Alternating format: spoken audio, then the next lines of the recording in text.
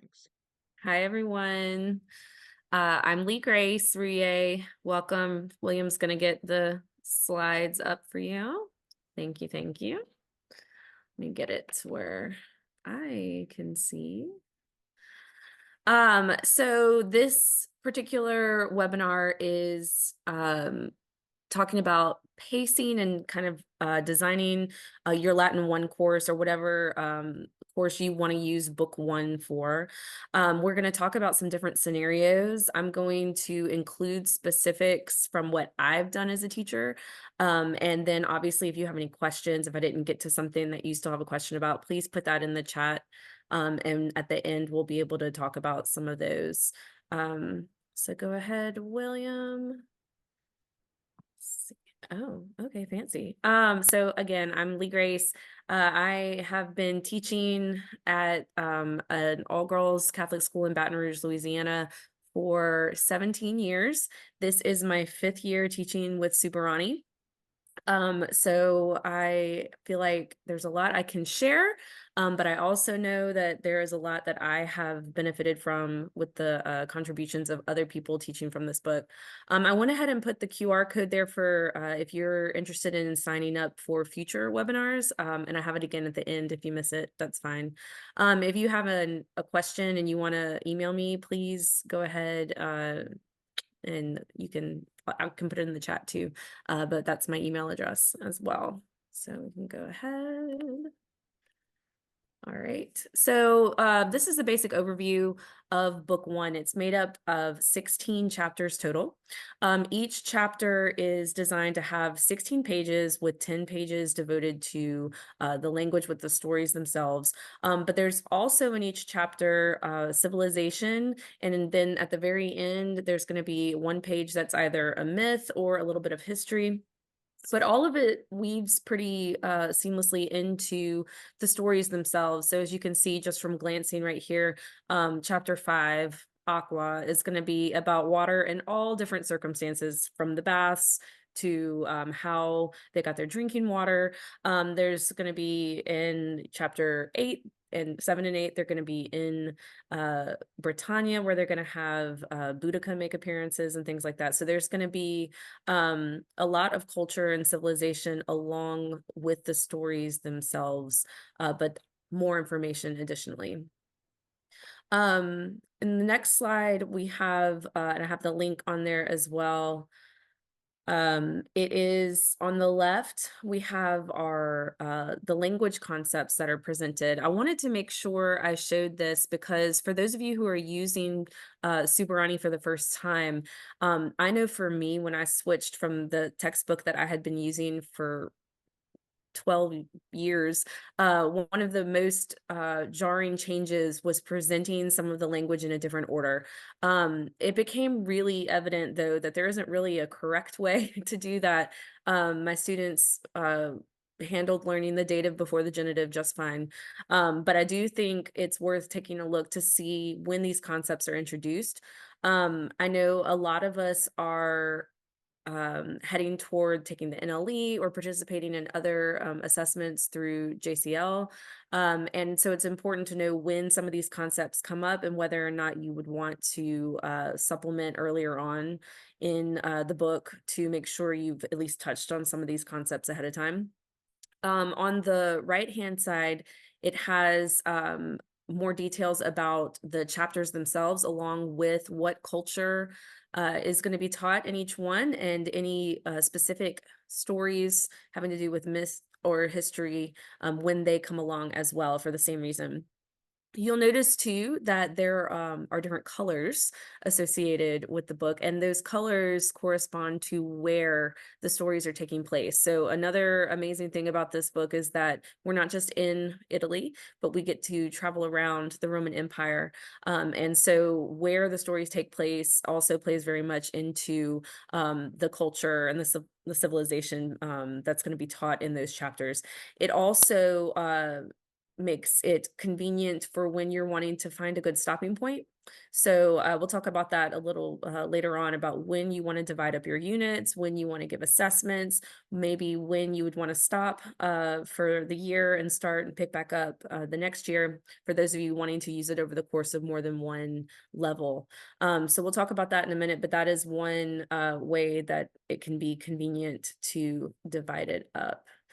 All right.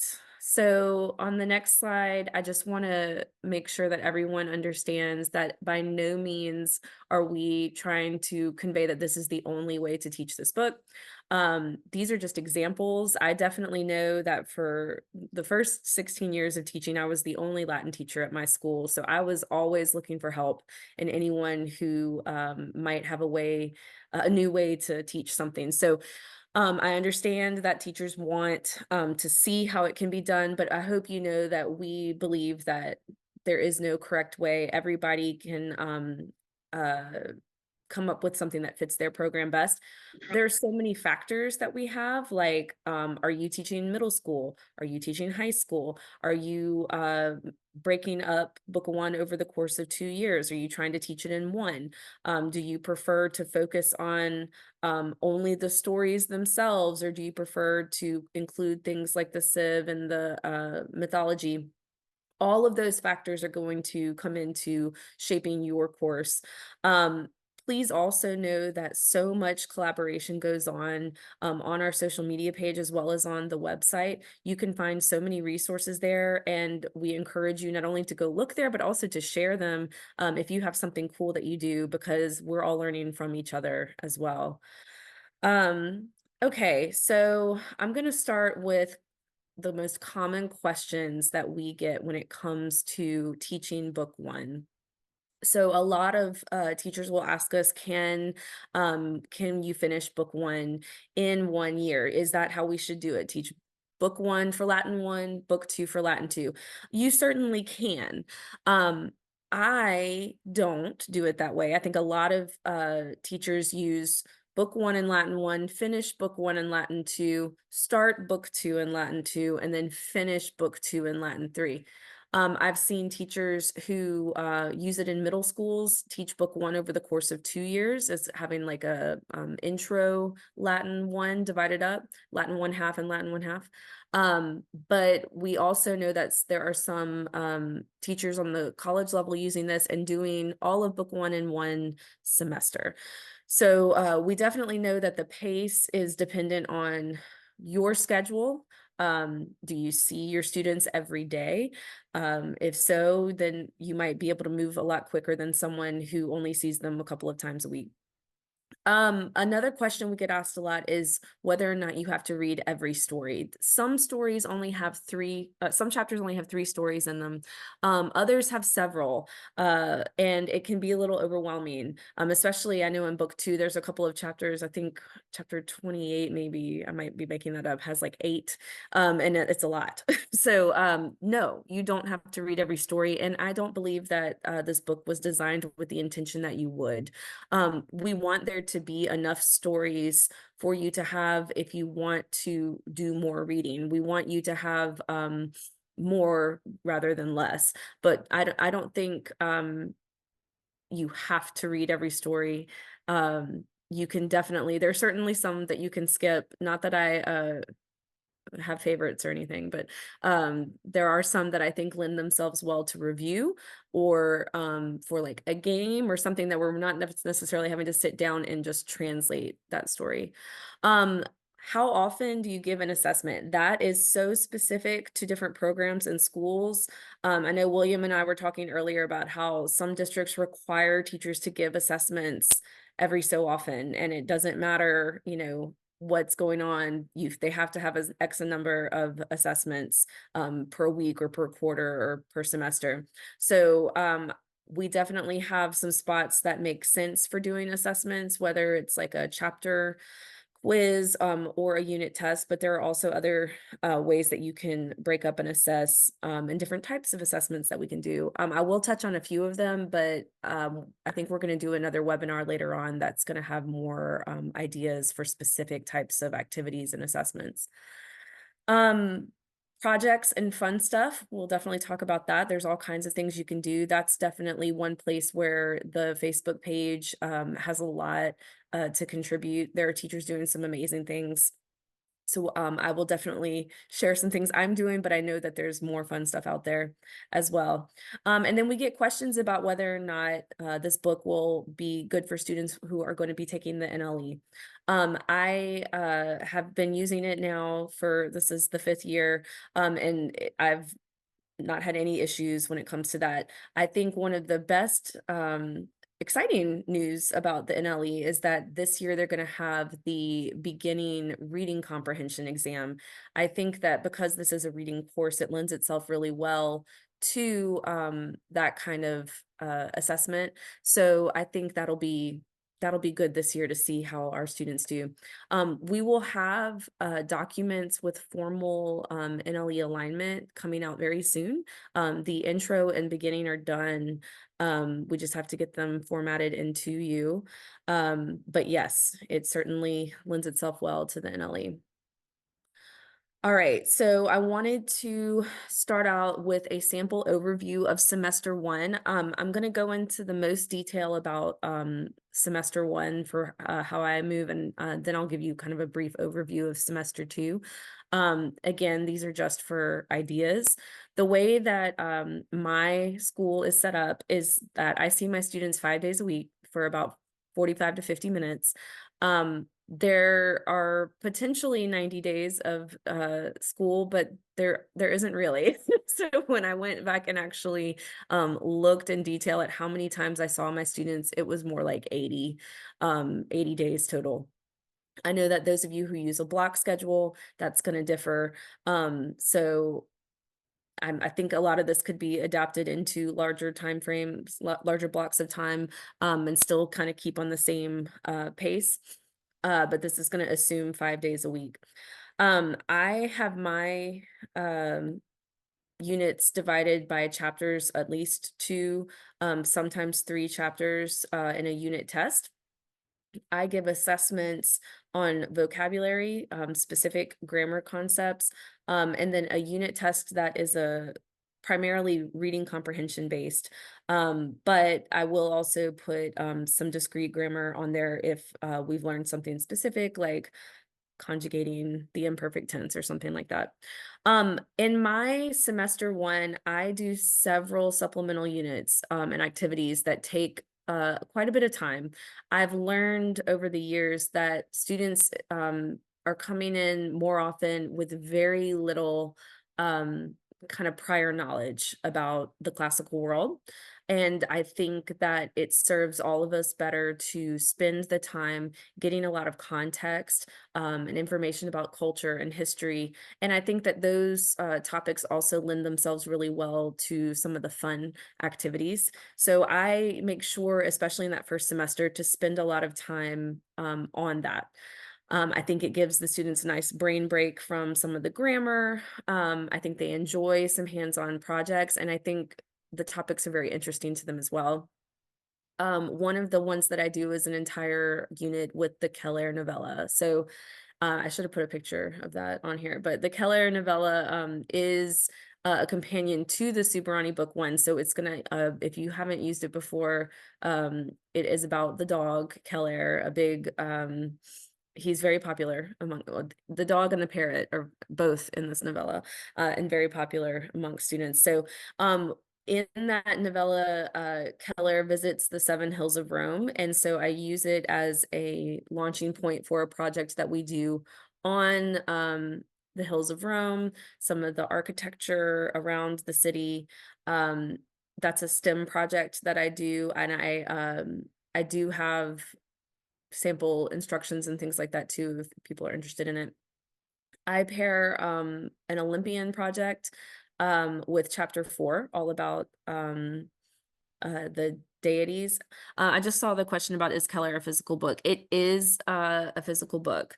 I have mine scanned so that I can project it while we are dealing with it. But yes, it is an actual separate book. But I do my Olympians project with chapter 4 because it's all about religion. So as they're learning about the different ways that the Romans practiced religion, we talk about some of the deities in more detail. And then my King's project has moved around. In the example I'm going to show you, it's the very last thing we do before the semester. But the story of Romulus and Remus is presented in chapter 2. So it could be done even earlier than that. So a lot of the reasons I do those supplemental units, again, like I said, it gives the context, it gives a brain break, but also a lot of these things are topics that are featured on the NLE, as well as the different competitions and JCL conventions and things like that that happen in the spring. So I want them to have already talked about some of this before then. Okay.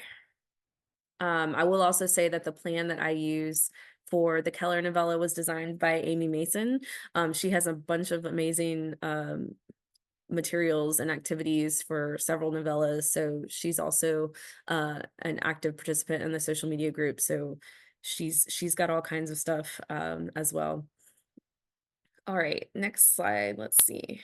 I wanted to give a little key to what these colors are. So I went through my entire semester and labeled each day with a number to kind of get an idea of how long I'm spending with the various topics. The orange, or I think William said it was more goldenrod on his screen, on days like 5, 6, 10, 11, and 14. Those are all days where we are primarily reading a story. And as you can see in the beginning, we're not spending a whole lot of time doing that because, like I said, they need a lot of context. The first several days of school, the first 3 specifically, we are talking about Latin in general. We're talking about pronunciation. I have a scavenger hunt that I do with them so that they can figure out how to work the online textbook. So a lot of the kind of housekeeping things that we know we do at the beginning of the school year. And then I introduce the vocabulary to them before we start on the first story.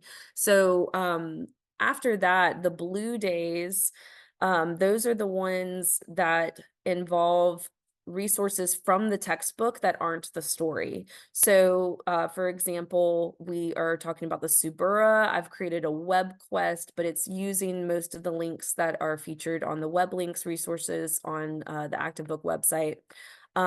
We discuss all of these different civ topics, like what is the Subura, what were the insulae, what was the population of Rome at this particular time, what kinds of things could women do. All of those are each get their own day before we shift back to the stories again on day 10 and day 11.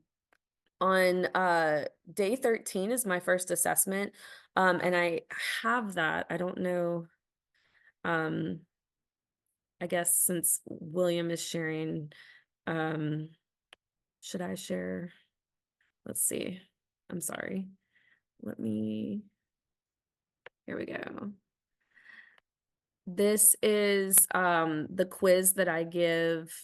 You can see my incredible drawings that I have here for the matching, that's kind of incorporating the vocabulary. There's Faustus with his cup everywhere he goes. Hannah, don't judge my pictures, please. I have them illustrate a sentence. I really like to have them draw. And then we have a little bit of the grammar, and then some true or false based on some of the sentences that we've been going over from chapter 1, and then a little bit of the grammar here. So this is, I believe it's available in the community resources, but I'm not sure. That's a Will Griffiths question. But so that is the first assessment that I give after we've finished chapter 1. Before we move into chapter 2, grammar, the pink is going to be talking about days where most of what we're doing I have made as supplemental. So as you can see, a lot of so 1, 2, 3, 4, 5, 6, 7 of those days are mostly things that I have created to supplement the book. We can definitely be doing more with the reading, less with the culture, and that quiz could have been sooner. But this is just how, when we're starting off, what I like to do. So the next slide has the bright yellow is days where I don't see students. This is kind of adapted from a calendar, as you can see. So the chapter 2 quiz is much in the same vein as the chapter 1. We get into chapter 3, and that is when I start shifting my assessments to be a little bit more specific. So after chapter 1 and 2, I start assessing vocabulary separately. Um, I think I mentioned it a little bit later on, but one of the tools on the website is the vocab trainer. I start practicing with my students to have them be done with the vocab trainer for the chapter on the day of that chapter's assessment. So chapters 1 and 2, they only have a quiz that kind of includes everything, but starting with chapter 3, I start dividing up the vocabulary from some of the culture or civ or mythology, and then culminate in the actual unit test, which is going to have a little bit of everything. On there, you see I did a quiz on the Roman Forum. That is just in conjunction with some of the activities that we do with the civ from chapter 2, or chapter 3. No, chapter 2. But I waited to assess them on it separately. On the next slide, you see a lot of purple. That is our novella and project unit. So my first unit test was on day 37. um, and it was on chapters 1 through 3. After that, instead of going right into unit 2 and doing more grammar and vocab, we read the Keller novella. The reason that I put it there is, one, because we've already talked about the Circus Maximus, and that plays a part in one of the chapters in the book. But also, they are really thrilled that they're reading a book. And it's so neat to see that it's not just textbook stuff. They're actually reading a book in another language. And like I said before, a lot of the activities I use were adapted from some things that Amy Mason is doing. I made a few things also. And then the project that I assign is a companion to the novella. So all of those purple days are things that aren't in book 1. So those of you who would want to be moving a little bit quicker and get through more, there's definitely time available to do so. You can see also in here that, like, on Halloween, I don't really do anything related to the book. I have a nice just day to watch some Mickey Staircraft videos on ghosts and things, and we have us a nice time. But I do have on here, I meant to draw attention to them earlier, but I'm going to explain. I do some regular activities too. So things like Wordy Wednesday, derivatives, Blickets, Mini Myth Mondays. Those are things that are my bell ringer activities. I'm going to talk about, excuse me, in a little bit. If I did not do this project, we would get through chapter 6 for sure. The first year that I taught book 1, I did not have the Keller novella, and we got through chapter 6 in the first semester. So I know for sure that you could get through 6 pretty easily and still do some fun stuff without the novella. And then the next slide includes a excuse me, I have to take a sip of this. Sorry. So we get back into chapter 4 and chapter 5. The presentations that they're giving in the purple boxes have to do with the Olympian project that I do in line with chapter 4, which is about religion. And then the final one is the very end of the semester. The way that my school has the semester set up, we are not allowed to introduce new information or assess on the dead days before exams. So those are 2 days where if I weren't giving an exam, I would have more time to do things. I would rearrange things to do our project presentations on those days. But I give a quiz on the Kings of Rome after they do their projects on them. And our unit test, I like to give them a little bit of a break before they then turn around and take the exam. So, Unit two's test fell on day 73. Unit 1 was on day 37, so almost the exact same amount of time. So it's a nice division there. But like I said, chapter 6 is also a good stopping point if you chose not to do the novella, especially since that is the last chapter in Rome before they head to Britain. I know that was kind of a lot, but I wanted to make sure that I know other people like a nice chart too, so I wanted to have a nice color-coded chart for those of you who appreciate that. So the next questions, these are the ones that you really have to think about as you're setting this up. Determining the pace for your program, there is not a one size fits all. Again, how often you see your students is going to be a factor in for how long. How old your students are. I've heard several middle school teachers talk about how there are some topics in the textbook that they don't feel comfortable diving into with their middle school students, and that's totally fine. You don't have to focus on those. So there are some things you might want to gloss over and some things you might want to spend more time on. For example, I teach in an all-girls school, so we spend a lot of time on the world for Roman women, and we talk a lot about that, whereas it might not even be a section that you read if it's not something you wanted to have a discussion about with certain ages of students. Some teachers want to stick to the stories, and that's totally fine. Again, the stories themselves incorporate a lot of the culture and civilization and mythology as well. A lot of times to kind of stop in the middle of reading a story and talk about some of the things that they're saying. Like when they talk about, I forget if it was chapter 7 or 8, when they're talking about the kind of the lore associated with the island of Great Britain. I always think that that's a fun thing to talk about when they're talking about the druids and all things like that. Do you want to spend more time on grammar? The things that they need to know are there. How much time you want to spend on them. If you want to stick to reading comprehension and reading the stories, and not spend a lot of time on grammar, it's there for you. If you want more grammar, there is all kinds of stuff on the resources. But you're absolutely welcome to spend more time on it. I do, especially in the beginning.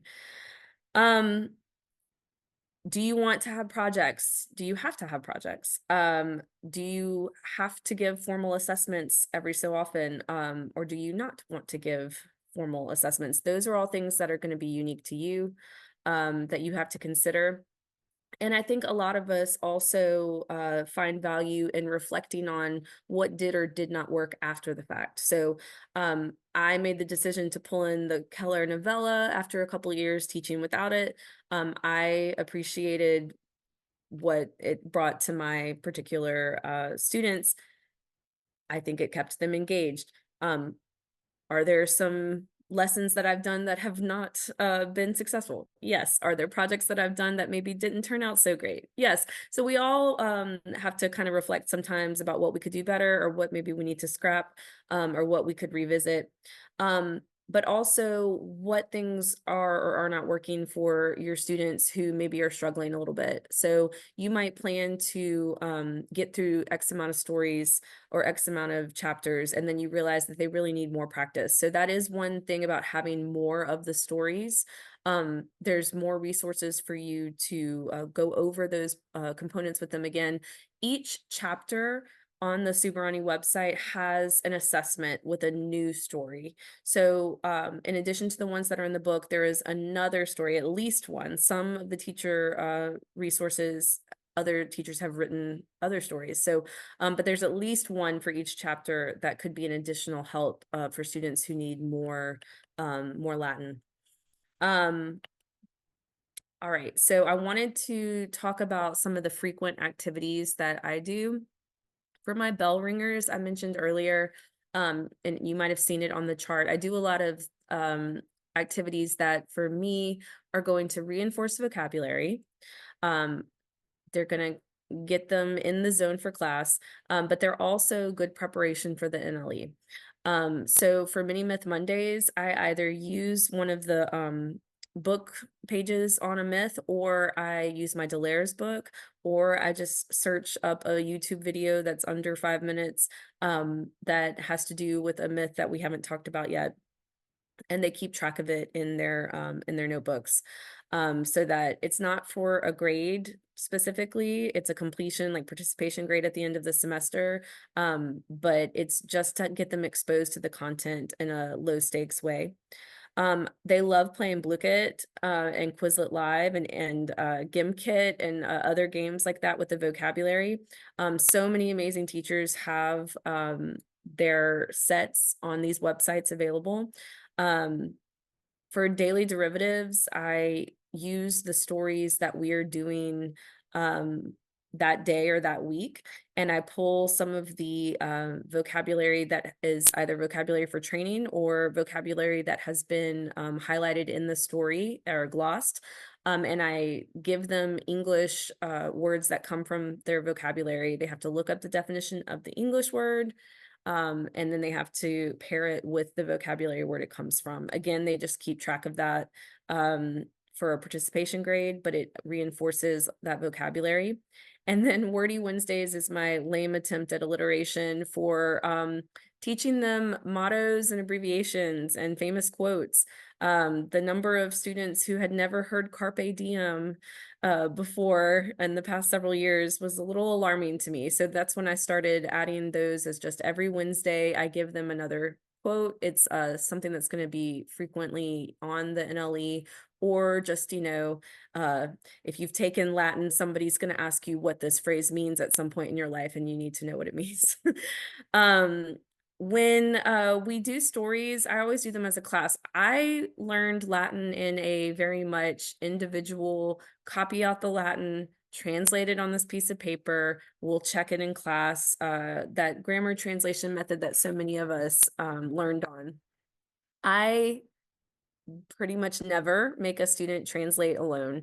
When we do translations, we either do it as a whole class with students volunteering, or we do like a popcorn translation, again, usually with volunteers. One of my most favorite ways is the speed dating, where I get them all seated on a floor in front of another one, and then I set a timer, and every 2 minutes they switch. One of them moves over, just like in speed dating, and it's a lot of fun. They're moving around, and they're translating with a different partner every 2 minutes.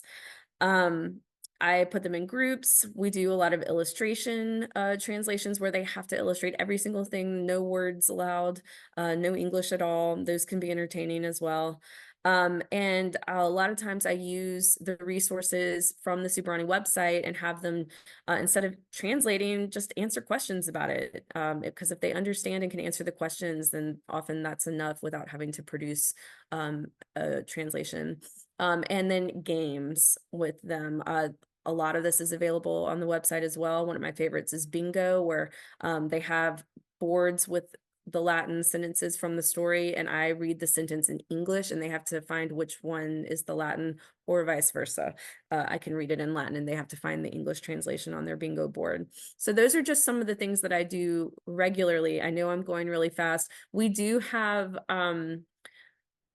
have past presentations and some other videos and some upcoming videos, some webinars that will have more detailed information on things like this.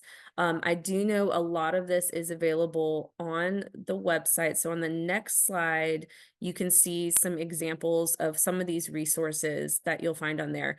One of my favorite things about them is that for every PDF, there is also a Word doc. So for those of you who want to change some things, if you don't like the format, or if you wanted to add your own things, it's really easy to do so by downloading them there.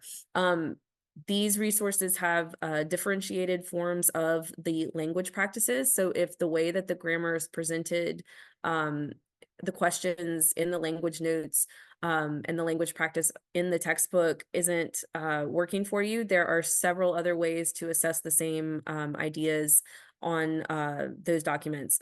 The teacher notes are also online. If those of you who have just gotten the book and you are wondering where the teacher guide is, the teacher notes are all online and have translations of the stories as well as a lot of good extra information. Um, and there are also derivative worksheets for every chapter. Every story has some sort of activity. I believe, someone can correct me if I'm wrong. I believe they now all have either the 10 questions or the reading comprehension for each one. That wasn't the case 5 years ago, but I think it's there now. If not, there's the rearrange the story. There are copies of the illustrated stories without the words in them if you wanted to use that for an activity. So there's so much that you can find on there that work great to supplement, but also to make it to where you're doing something a little different each day instead of the same way of approaching a story. Okay, we get a lot of questions about assessments. Um, the let's see, I see another question. What is the difference between, okay, the chat's getting away from me. I will come back to this. Um, sorry. So some of the regular assessments that I do, one of the things that I have all of my students do regularly is the vocab trainer. I know we're having a formal session on that in a couple of weeks where you can get all the finer points of how to use it, but my students have to complete the chapter's vocab trainer by the day of that chapter's assessment or vocabulary quiz. I do a vocabulary quiz for every chapter, starting with chapter 3. But I do separate quizzes on intensive grammar topics. So for Latin 1, that can be something like prepositions, which are the ablative, which are the accusative, and or in Latin 2, for example, my it might be or Latin 3, I'm thinking right now, because they're about to take their ablative absolutes quiz. If we don't have a hurricane that's supposed to be happening later this week. I also sometimes give culture topics their own assessment, whether through a project or on a separate quiz. I do this specifically with Roman Britain. My students are coming from a real lack of context with Britain. They don't know a whole lot about it. So I let them treat that as its own separate unit. I do that later on in books 2 and 3 as well. Sometimes I'll just assess something on the unit test, but a lot of times I like to give an assessment beforehand. A lot of teachers will do exit tickets, and I've done that before, or pop quiz types of things where they just have one question to kind of see if they get it or if they're on track. But I want to know if they're struggling before they take the unit test. So I give lots of smaller assessments on the way there with hopes that we make some corrections before we get to the larger test. I did want to give you kind of a sample typical day plan on the next slide. Most of my days would start with one of those bell ringer activities. We would then do the story together in some way. After Latin 1, especially in Latin 2 and 3, we usually are looking at those stories more than once. They're a lot longer, they have more complicated grammar structures, so we're revisiting them. The shorter ones in book 1 are very easy to revisit also.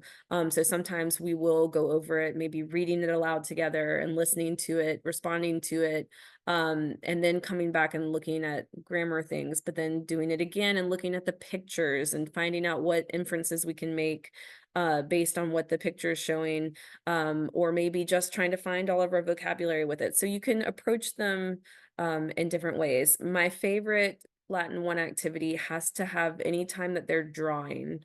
Um, it's amazing when they have artistic talent, and it's probably more amazing when they don't. And it's always an entertaining time for everyone. I usually have some sort of grammar or culture activity. I try not to do both. If I'm doing a story, I'm either going to talk about something that's related to the culture that's mentioned in the story, or we're going to talk about a grammar topic that's introduced. And then there's some sort of comprehension assessment at the end of the class, whether that's through answering comprehension questions about it, an informal discussion, an exit ticket, something like that. So that's a typical day in Latin 1.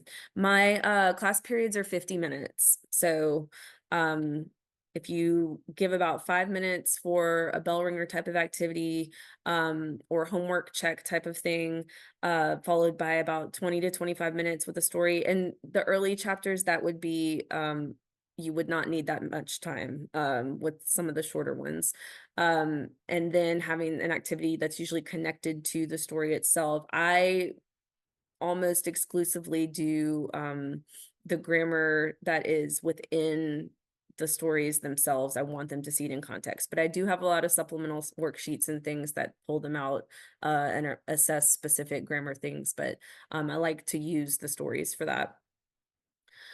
All right. I told you that I would give you an overview of semester 2. I didn't do the color-coded blocks. I do have all of those calendars, but it was going to be a lot of formatting here. So I do way more in semester 2. I move a lot quicker. Why? Because all of the time spent trying to kind of get into the habits of what our classroom routines are, I don't have to spend as much time on. They have a lot of that context and culture, so I don't have to explain as much for them to understand what's going on. And also because semester 2 is always kind of wild. We've got the NLE in March, we've got JCL convention. There are so many shortened schedules or breaks in between that it's hard to kind of get really in depth with certain things when we have a week off in between. I usually pull out the culture and civ on its own in semester 2 more than I do in semester 1. The projects here are only individuals because we don't have enough time to collaborate in class, but we end up getting through chapter 14. So we talked a little bit before about how there are some natural endpoints within the text. I like chapter 14 because we finish with Sabina and Alexander, the manere ad albire, should I stay or should I go?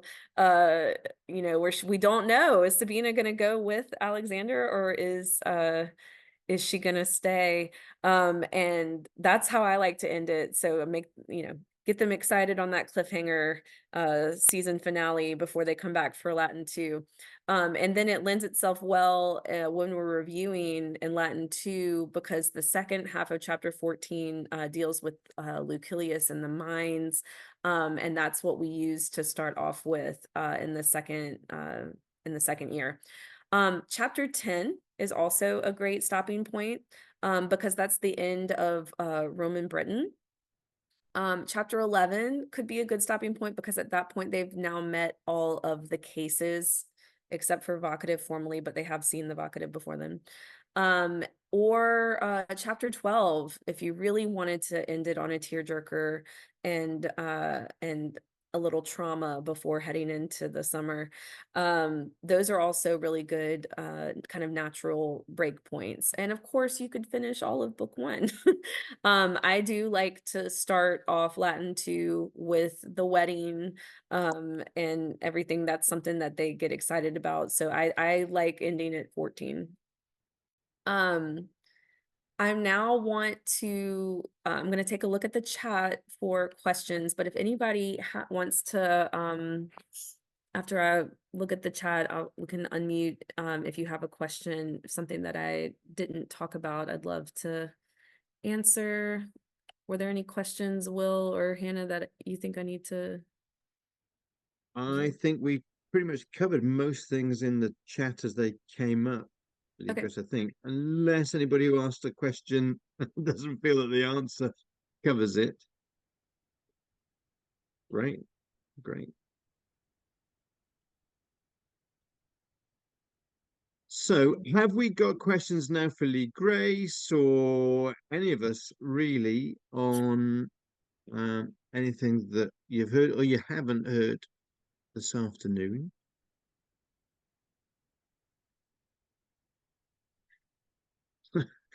As no questions at all. That you've covered everything. Big question.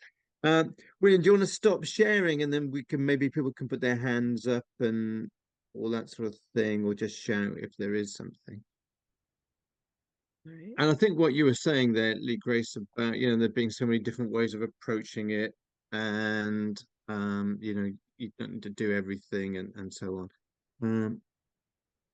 So, question there: what are the social media pages to connect with? The Facebook page is probably the most active. I know that they have a Twitter. I don't That know how actually active.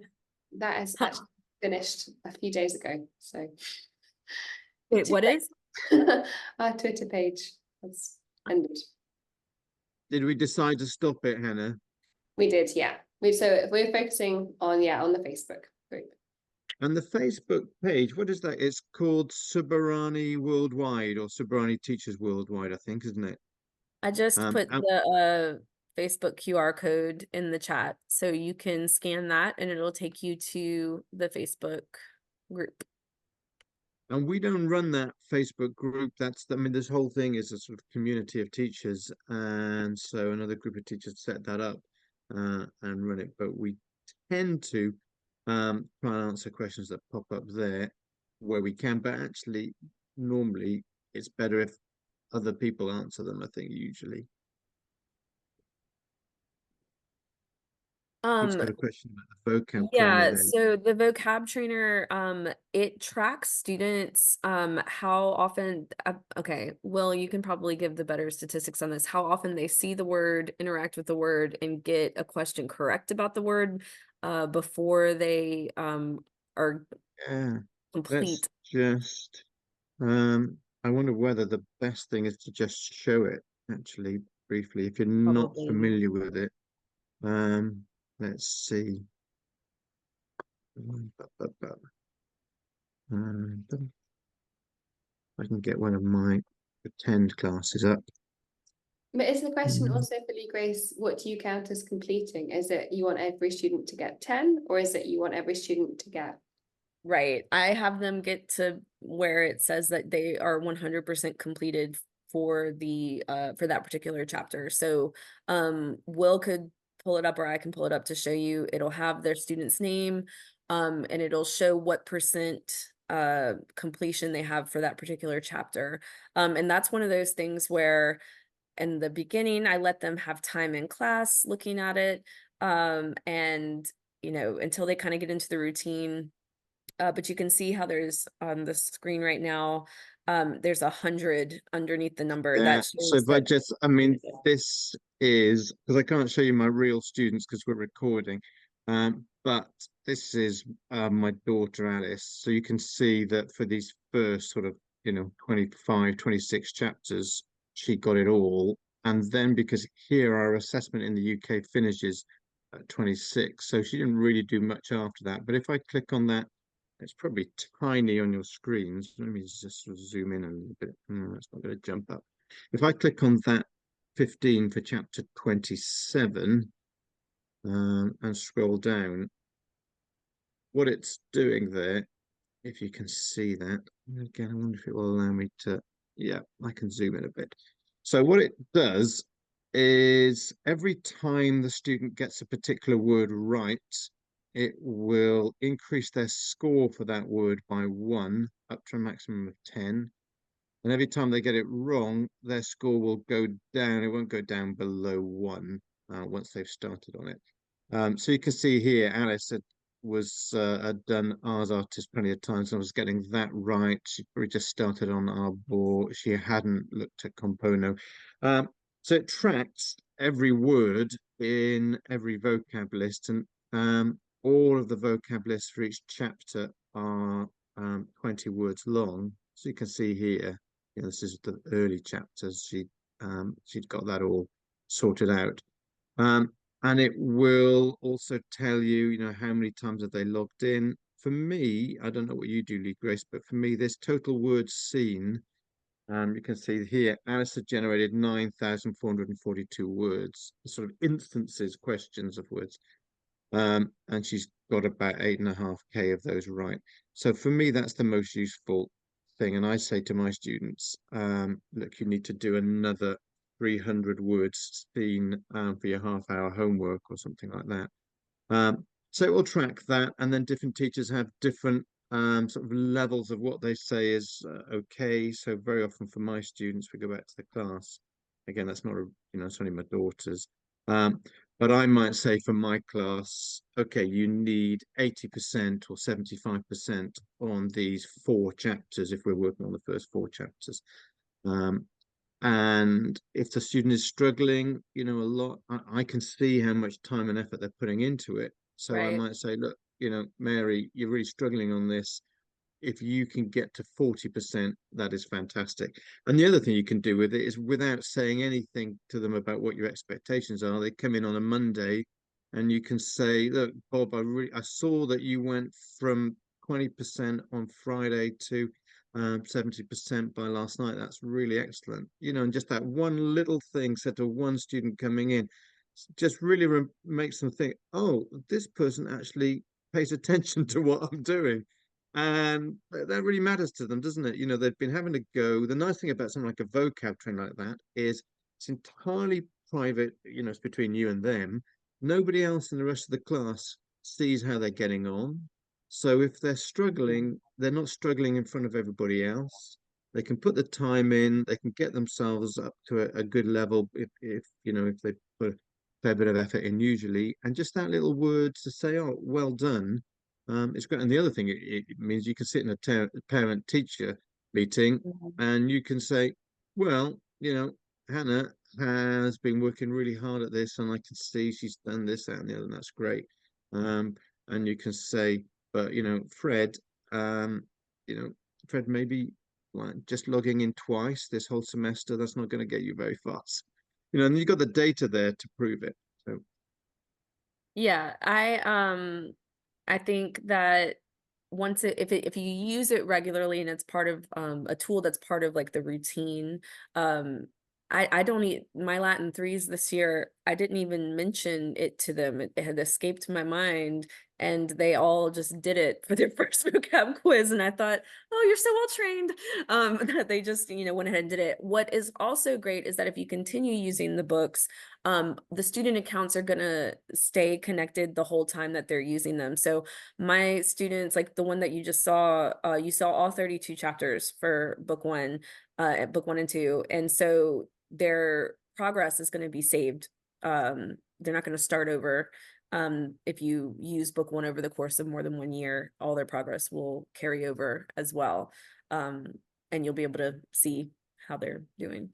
So. And I should say, because we occasionally get asked this, if you're teaching in a middle school or in any school, we can actually transfer students between schools as well. So if they're going from, one school to another, from a middle to a high school, you let us know that you want them to move across, we can do that. And also, any student with access gets access to everything. So it's not that, they end up with you can only do book 1 because in some senses, what chapter 1 in which book was kind of spurious. We decided to put a separate book at the end of 16 and go on in 17 to 32 in book 2. But really, it's, a whole series of chapters that all follow on from another. So it doesn't matter if you get to, as Lee Grace, you're saying, that first year you're up to chapter 14. And in the second year, you can go 15, 16, 17, 18. It's all accessible. Yeah, we're gonna have a separate session on book 2 pacing. And I will talk a little bit about, just good stopping points and assessment points for book 2, as well. And next week, William is going to be doing book 3, which is a whole new beast for us. So, if you enjoyed this or found it useful, please sign up for that one. He's got some good information as well. And I'll just say, here in the UK, that was really interesting to see your pacing there and what you're doing there, Lee Grace. I was sort of just doing a little bit of numbers counting, and I was thinking, it looks like on average you're spending about 12 lessons per chapter, I think, and doing other bits and pieces as well. I'd say here on average we probably spend 6 lessons per chapter. But then we'll be doing a lot less stuff around, the edge. It really is zoom through, absolutely not doing everything at all. We probably do 2/3, most of the pretty much all the stories, but certainly not all of the cultural material. And we have a lot of homework that we can set the kids to do the learning of the vocabulary then. But so a very different pace. And then we find obviously with younger students taking much longer to go much more gradually through. Yep. Just as you were saying, Lee, Chris, it depends so much how old they are and how engaged they are and so on. Great. Do we have more? Are there more questions that have come up in the chat? So we've had, yeah, so Jackie, and we're still not sure that what's the difference between the downloadable activities and the active, but maybe again, the easiest thing is just shall I just share my screen and show that? So let me just bring it up on there. Okay. Are you seeing there then this is the website? Are you guys getting that? Mm-hmm. Yeah. Okay. So if we just take, for example, chapter 3, I click on that. Now then the active book. So if I click on this link, open the active book. The active book is literally is a digital version of the textbook. So if you were looking at chapter 3 of the textbook, you would be seeing this on the first few pages, then you'd see this language note, then you'd see this cultural material and these images, and then you'd be on to the next story on page 46 and so on. So that's the active book there. If I click on, can you see lower down the screen, we've got this teacher resources hands up and teacher resources community. So these are the sort of the PDFs and the Word docs.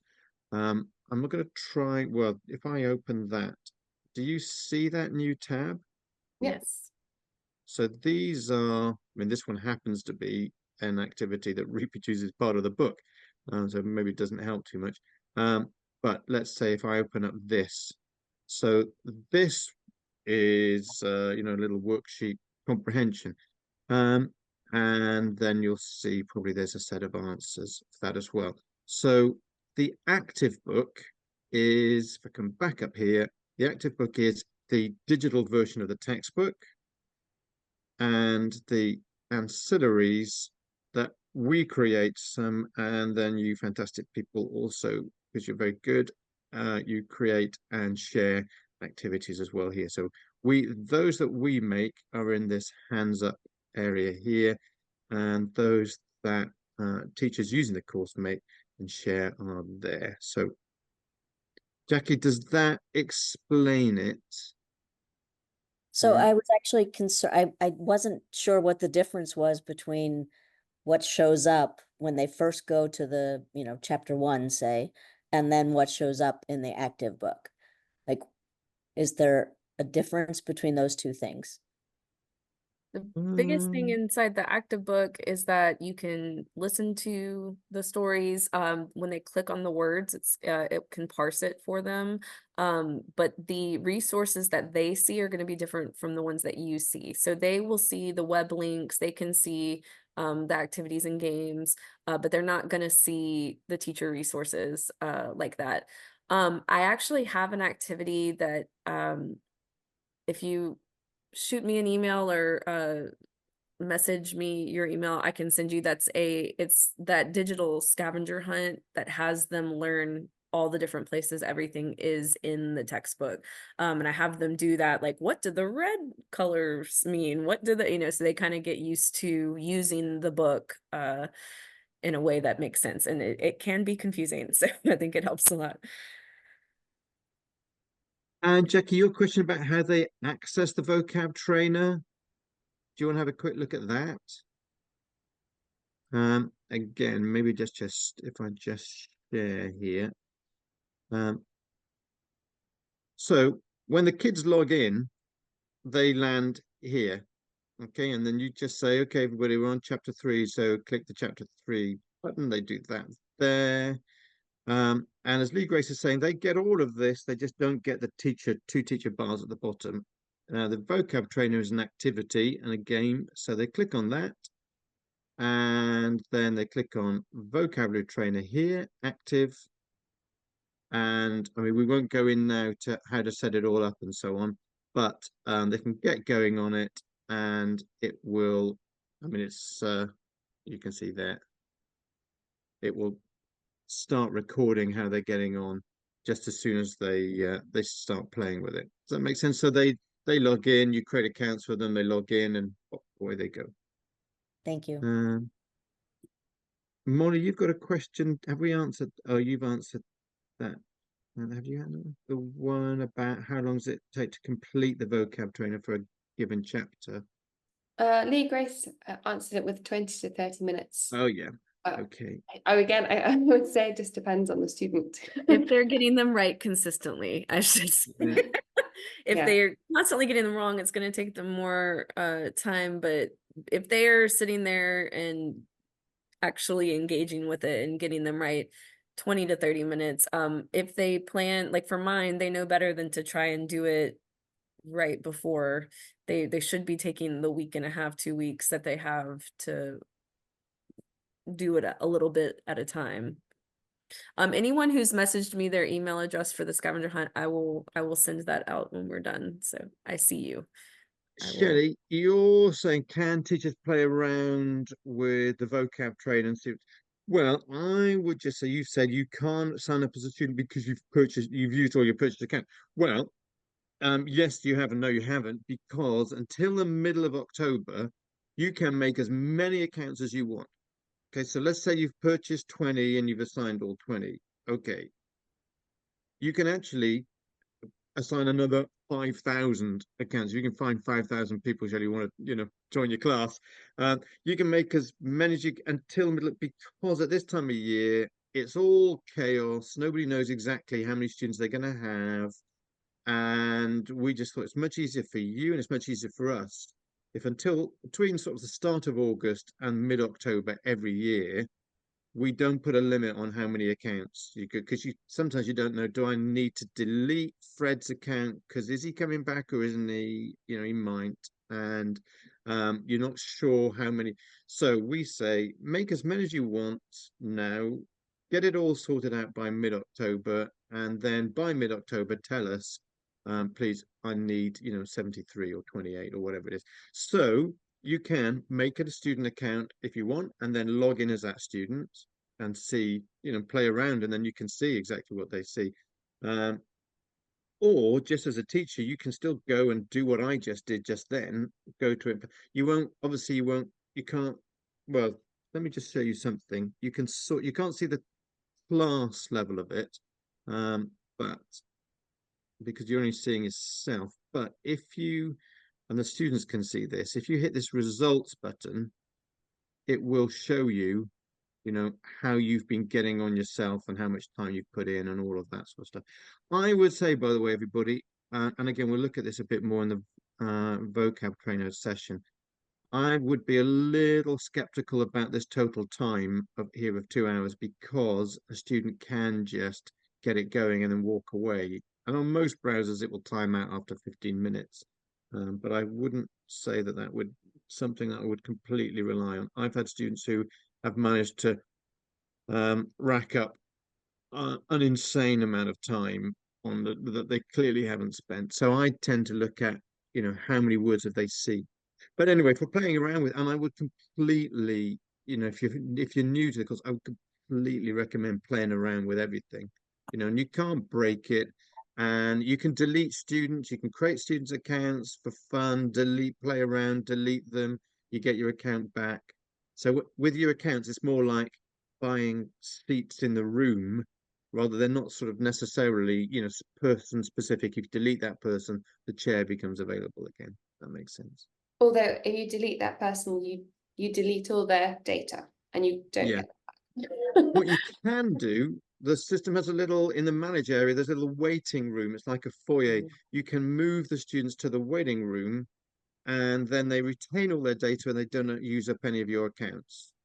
So that's really handy if you're on a sort of a carousel system. You know, I don't know if you guys have that so much in the US. We have it quite a lot in the UK. So you might have 30 students doing Latin for 5 weeks, then another 30 students doing it for the next 5 weeks. So what you can do with those kids is just move them to the waiting room. The 30 seats become free again. You can put 30 new kids in those seats, then move those to the waiting room. And at the end of the year, those, from the various classes who choose to carry on, you can then reinstate them and delete the others. So it might sound a bit weird now, but it does all work. So. Okay. Have we covered all your questions? Yeah, it looks like it, doesn't it? Okay. Lee Grace, thanks for doing that, because that's a lot of work to put it all together. And I should say, maybe we haven't really made that clear. Thanks to Lee Grace and William, who Lee Grace, you're working with us part-time this year, and William, you're working with us full-time this year. So both Lee Grace and William are around to help you guys out. And it's obviously we think here in the UK we know everything, but actually it turns out that William Lee Grace know much more about your situation than we know about it, right? So it's much better for William and Lee Grace to be helping you out and giving you ideas about things that are actually much more suitable to your environment. So thanks both of you for doing that. Lee Grace, thanks again for tonight.